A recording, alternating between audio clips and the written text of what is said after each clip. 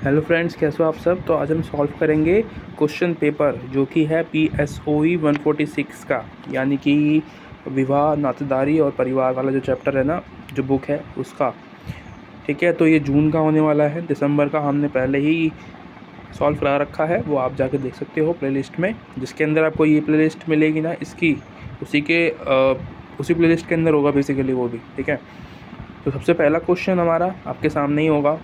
Adam Leach जो विवाह का संकल्प की चर्चा जो करते हैं उसके बारे में बताना है कि जैसे कि पति पर पत्नी का अधिकार, ठीक है, और पत्नी पर पति का एक अधिकार होना, यौन संबंधों पे एक अधिकार होना, उनसे हुए बच्चों, जो बच्चे होंगे उनके, उसका पालन पोषण के लिए, ठीक है, उनकी देखभाल करना या संपत्ति को जुटाना, ये सब जो अधिकार होते हैं विवाह के बाद, वो वाले हमने बेसिकली यहाँ पे लिखने थे, जो कि मैंने लिख दिए हैं।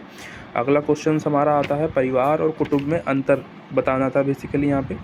तो जो परिवार और कुटुंब होता है उसके बारे में, तो परिवार मैंने लिख दिया यहाँ पे, परिवार क्या होता है, उसके बाद कुटुंब क्या होता है। ठीक है जी, तो आप देख सकते हो खुद ही, मैं एक्सप्लेन नहीं करूँगा, वीडियो बहुत लंबी हो जाती है। और अगला क्वेश्चन हमारा आता है परिहार, यानी कि अवॉइडेंस और परिहास, जॉकिंग संबंध से आप क्या समझते हैं। तो दो चीज़ें हैं, परिहार और परिहास, इन दोनों का मैंने आंसर लिखने की कोशिश करी है। ठीक है, अगर गलत हो तो सॉरी, आप बता सकते हो मुझे कमेंट बॉक्स पे, पर मैंने कोशिश की है, रिसर्च करा है, बुक से भी देखा है और कुछ इंटरनेट से भी सर्च किया है, ताकि अच्छा सा आंसर लिख सकूँ, है ना। अभी हम कर सकते हैं चेंजेस, कुछ भी अभी हम सीख सकते हैं, अदरवाइज़ अगर ये क्वेश्चन एग्ज़ाम में आ गया तो वहाँ पे दिक्कत हो सकती है। तो इसलिए हमें पहले से ही प्रिपेयर होना है, जो क्वेश्चंस आ चुके हैं वो सभी हमें करने चाहिए, राइट। इसीलिए मैंने ये लिया है। और परिहार और परिहास का मैंने यहाँ पे कुछ एक तरीके से संबंध जो होते हैं उनके बीच में, या कोई डिफ्रेंशिएट होते हैं, वो करने की कोशिश करी है, वो भी आप देख सकते हो।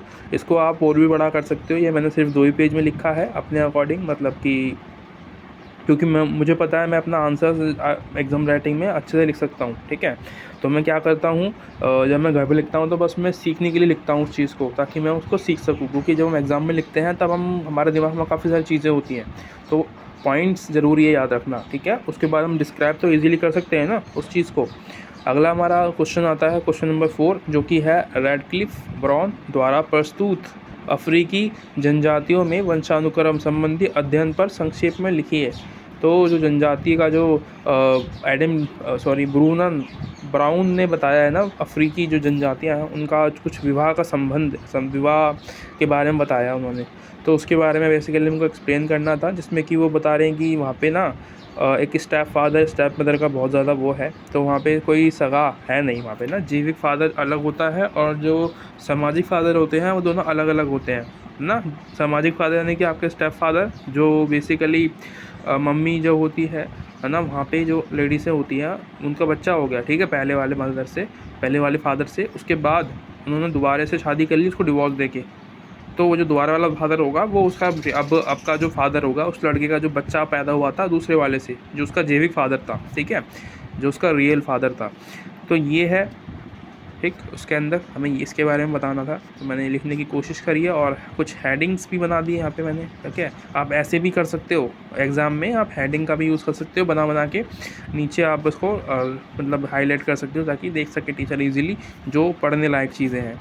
नातेदारी के अध्ययन के संबंध से गठबंधन संबंधी दृष्टिकोण की बुनियादी विशेषताएं क्या हैं। तो जो नातेदारी के अध्ययन हम कर रहे होते हैं उसके अंदर गठबंधन आता है ना, एक गठबंधन संबंधी दृष्टिकोण आता है, उसके बारे में हमें बताना है बेसिकली यहाँ पे, उसकी विशेषताएं भी बतानी है। तो गठबंधन मैंने बता दिया क्या होता है, यानी कि जब शादी के बाद, बेसिकली जब शादी होती है ना, तो शादी के बाद दो परिवार एक हो जाते हैं, उसको गठबंधन कहते हैं। ठीक है, तो ये नातेदारी के अंदर ही आता है। नातेदारी का सेकेंड स्टेप मैंने बताया था, पहला खून का संबंध होता है, उसके बाद मतलब नाते में जो लोग होते हैं उस खून के संबंधी हो सकते हैं, या शादी के बाद, या फिर समाज। तो ये शादी के बाद वाला जो संबंध होता है ये वाला हमारा गठबंधन में आता है। ठीक है जी, अगला आता है हमारा, इसके अंदर मैंने विशेषता भी लिखी है, कोशिश करी है कि मैं लिख दूँ।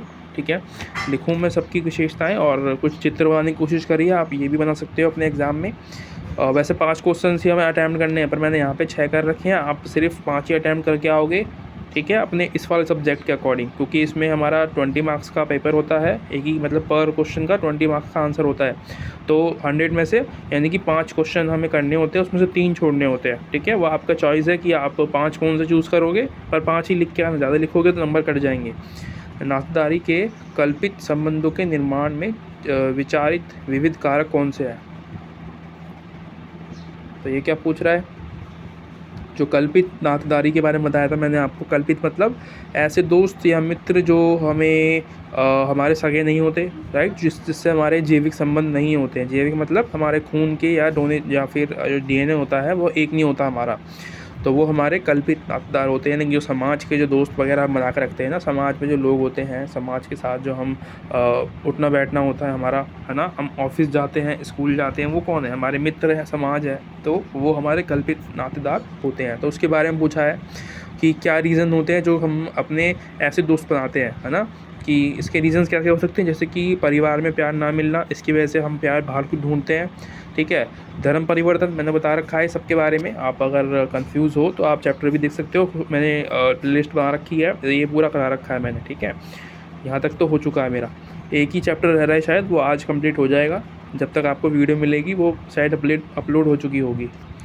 ठीक है जी, तो ये अगला हमारा क्वेश्चन आता है पसंद के परिवार, यानी कि फैमिली ऑफ चॉइस, है ना, चूज़ जो हम करते हैं वो वाला परिवार, यानी कि एक तरीके से चूज़ यानी कि कैसे बोल सकते हैं हम, जिसका कि एक जैसा खान पान हो, वो हमारा परिवार होता है, यानी कि जिससे हमें मज़ा आता है, जिससे बात करने में।